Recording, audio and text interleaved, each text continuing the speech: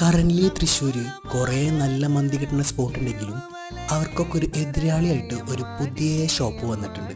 ഞാനിങ്ങനെ പറയാൻ കാരണം I really love their mandi and their service and this is strictly my personal opinion. So welcome to Roohi മന്തി.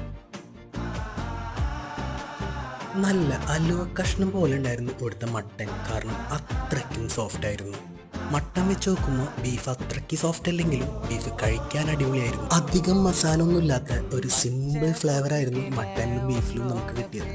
ഇതിനു പുറമെ ഞങ്ങൾ അവരുടെ മസ്താനി അൽഫാമും ഹണി അൽഫാമും ഷവായി മന്തിയും ട്രൈ ചെയ്തിട്ടുണ്ടായിരുന്നു. നിങ്ങളൊരു അൽഫാം ലവർ അടിച്ചെങ്കിൽ കുറച്ചധികം മസാലയിൽ നല്ല എരിവോടുകൂടി പാഴയിലയിൽ പൊതിഞ്ഞു വരുന്ന ഇവരുടെ മസ്താനി അൽഫാം എന്തായാലും ട്രൈ ചെയ്തിരിക്കണം.